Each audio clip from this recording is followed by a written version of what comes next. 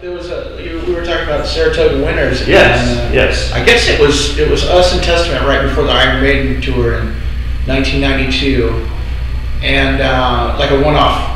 And it was the first time we ever saw Testament. We'd seen like a bunch of other thrash metal bands and stuff like that. And I heard their music, but seeing them live, it's a different animal. Anyway, it was really cool. But yeah, it's too bad it burned down. There was a place.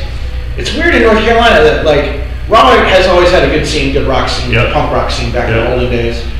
But every once in a while, these little towns in North Carolina all of a sudden have great scenes. Like Winston-Salem had one surrounded by this club called Ziggy's. Yep. And Winston is way smaller than Raleigh.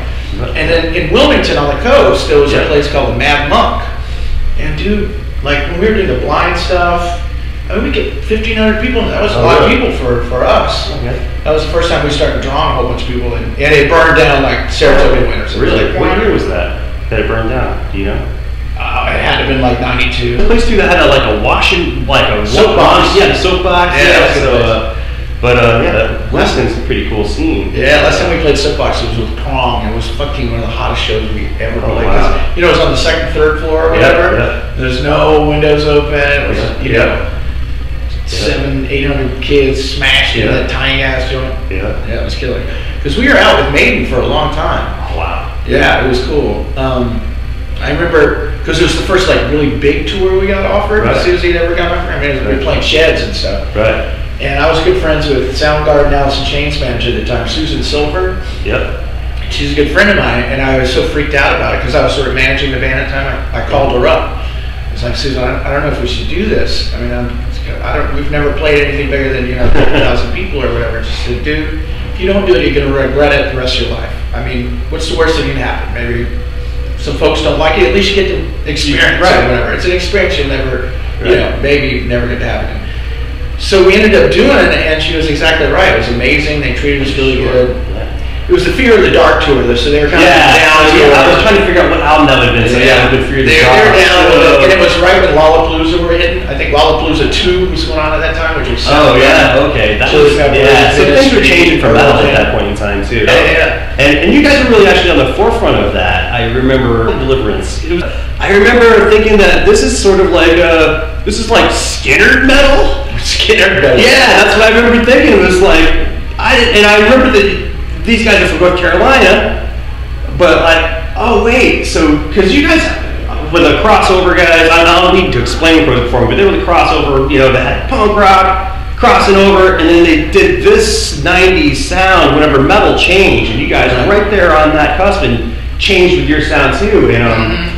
Sort of like how DRI crossover sort of is a marker cornerstone like that, DRI. Exactly. It's like what happened with your band happened with the scene and the sound, and what happened with metal, punk, rock, and hardcore. Yeah. And where did this come from? Like this? Whoa! Add this Skinner element. Well, I don't know. We've always liked not necessarily Skinner, but Southern rock influence.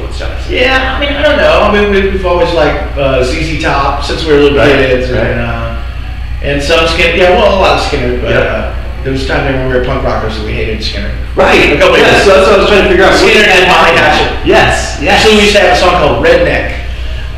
Redneck KKK. Yes. Which started with a Molly Hatchet version of an Allman Brothers song. Yes. Dreams I'll Never See. Okay. Yeah. And actually, just to show that how into metal we were, even back on our first album, Eye for an Eye. Yeah. Redneck KKK was Symptom of the Universe by Sabbath to sped up. It's the same music. Okay. And we did one intro on that album that's Cornucopia. There's a song called Mad World where I used the drum roll from Prowler, the first song, the first Iron Maiden. And then on so we did all over the place. Yeah, we did a Fleetwood Mac song that Judas Priest covered called Green Mantle Issue. Oh yeah, that was there too. Yeah. We were always into metal. We just didn't play it too good. Right. Slowly we got a little better. But the Deliverance record actually we recorded with Phil Swisher on bass and Carl singing. Okay. So all the music you hear on that actually Carl and Phil sang and played on. Oh, okay. So it wasn't written with the idea of it being a Southern rock record. I mean, a lot of it has to do with the way Pepper sings. Okay, yeah. But I mean, so we recorded the whole album with Carl singing, with that music. Okay.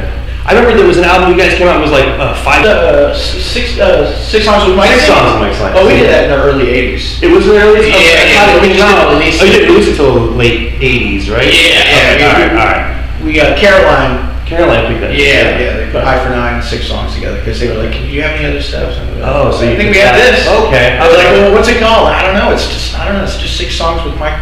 With Mike singing. All right, there we go. That's and so we did a lot of recording at Jack. We did our very first recording for the No Core compilation cassette. We did that stuff, and actually we did a lot of our tracking at Jag with Custer doing America's Volume Dealer. We did a lot of that stuff there too. Oh, okay. Yeah. Okay. And so Custer, he's on the new record. He's done all the records since Blind. Since Blind. Oh, yes. Even the punk rock ones. Yeah.